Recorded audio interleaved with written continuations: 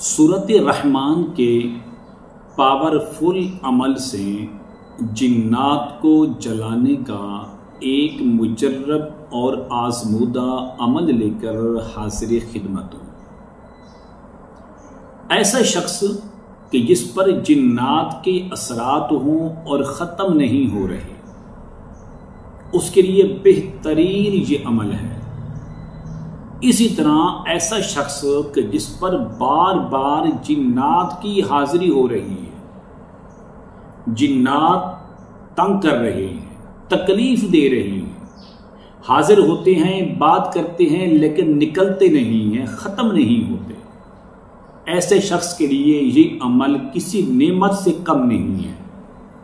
इसी तरह ऐसा शख्स कि जिस पर तावीज़ात के ज़रिए तकलीफ दी गई हो, तावीज़ात को दबाया गया हो, तावीज़ात को लटकाया गया हो, उसकी असरात को ख़त्म करने के लिए एक बेहतरीन ये अमल है। इसी तरह ऐसा शख्स कि जिसका पुतला बनाकर उसके अंदर सुइयां वगैरह चुबो कर किसी पुरानी कब्र के अंदर दफनाया गया हो, उसके असरात को ख़त्म करने का एक बेहतरीन और मुजर्रब अमल है। सूरत रहमान का एक बार ज़िंदगी में ये अमल करें तो इंशाअल्लाह बफज़ल खुदा आप पर किसी किस्म के असरात बाकी नहीं रहेंगे। अस्सलाम वालेकुम वरहमतुल्लाहि वबरकातुहू। इस्लाम एक हकीकत है चैनल में आपको खुश आमदीद कहता हूँ। उम्मीद करता हूँ कि आप तमाम लोग खैर व आफियत से होंगे, खुश और खुरम होंगे। दुआ है अल्लाह तबारक व तआला आप तमाम तो खुशी अता फरमाए, आमीन। सूरत रहमान के इस अमल की इजाज़त के लिए दो शर्तें हैं, और हर वो शख्स मर्द या औरत, छोटा या बड़ा, सिर्फ इस अमल से, इस सूरत के अमल से सिर्फ वही बंदा फ़ायदा उठा सकता है कि जिसके अंदर दो शर्तें हों। नंबर एक, पहली शर्त ये है कि जो शख्स बेनमाजी है या नमाज में सुस्ती करता है, गफलत करता है, मैं उसको मशवरा दूंगा कि इस अमल से दूर रहना, बजाय फ़ायदे के अपना नुकसान कर बैठोगे।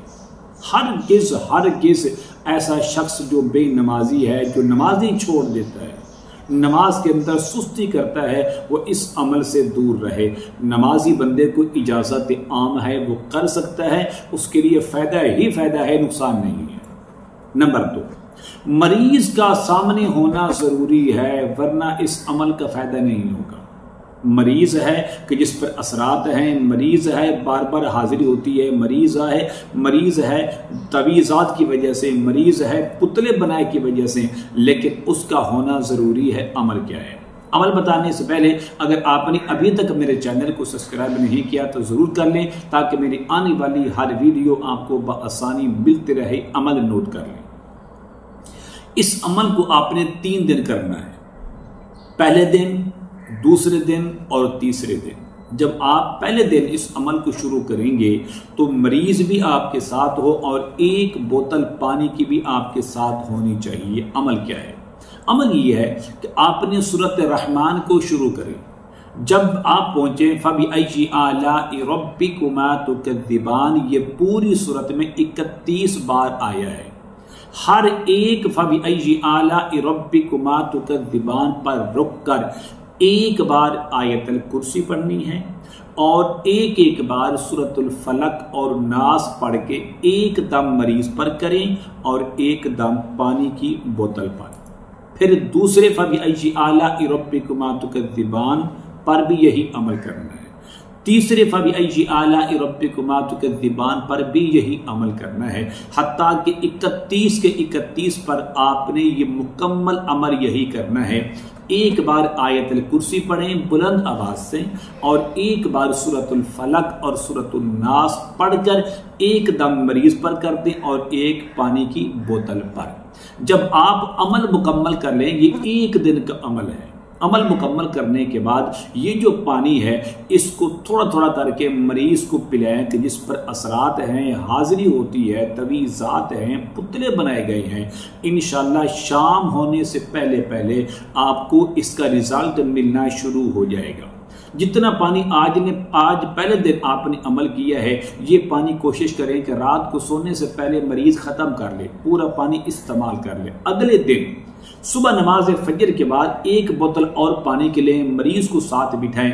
बिठाने के बाद आप यही अमल करें। फ़बिअय्यि आलाइ रब्बिकुमा तुकज़्ज़िबान पर 2 मरतबा आयतुल कुर्सी, 2 मरतबा सूरतुल फलक और 2 मरतबा सूरतुन नास पढ़ के एक दम मरीज पर करें और एक दम आप करते जाएं पानी पर। इसी तरीके से ये आपके दूसरे दिन का अमल हो जाएगा। तो 31 के 31 जो फ़बिअय्यि आलाइ रब्बिकुमा तुकज़्ज़िबान है, आपने हर एक पर 2 मरतबा आयतुल कुर्सी पढ़नी है दूसरे दिन, और 2 मरतबा सूरतुल फलक और 2 बार सूरतुल नास पढ़ के दम करते जाना है। ये जो पानी है वो शाम तक, रात को सोने से पहले पहले मरीज खत्म कर ले। अब तीसरे दिन का जो अमल है वो अमल ये है, आपने इस तरह करना है। फ़बिअय्यि आलाइ रब्बिकुमा तुकज़्ज़िबान पर आपने 3 मरतबा आयतुल कुर्सी पढ़नी है, 3 मरतबा सूरतुल फलक पढ़नी है और 3 बार सूरतुल नास पढ़ के दम करते जाना है। तो पहले दिन 1 बार, दूसरे दिन 2 बार और तीसरे दिन 3 बार आपने दम करना है। इंशाअल्लाह जितने भी जिन्नात खबीस से खबीस, शरीर से शरीर उस बंदे के अंदर मौजूद होंगे, जल कद राख हो जाएंगे, निकलने पर भागने पर मजबूर हो जाएंगे। इंशाअल्लाह जिस घर के अंदर बैठकर आप ये अमल करेंगे, इस अमल की बरकत से मरीज भी सेहतयाब होगा और घर से भी गंदे असरात इंशाअल्लाह निकल जाएंगे। मैं ज़रूर समझता हूँ इस अमल की इजाज़त के लिए आप मेरे चैनल को सब्सक्राइब करें, इस वीडियो को लाइक और शेयर ज़रूर किया करें और कमेंट में माशाअल्लाह, सुबहानल्लाह, अल्हम्दुलिल्लाह, ला इलाहा इल्लल्लाह, अल्लाहु अकबर ज़रूर लिखा करें। अस्सलामु अलैकुम व रहमतुल्लाहि व बरकातुहू।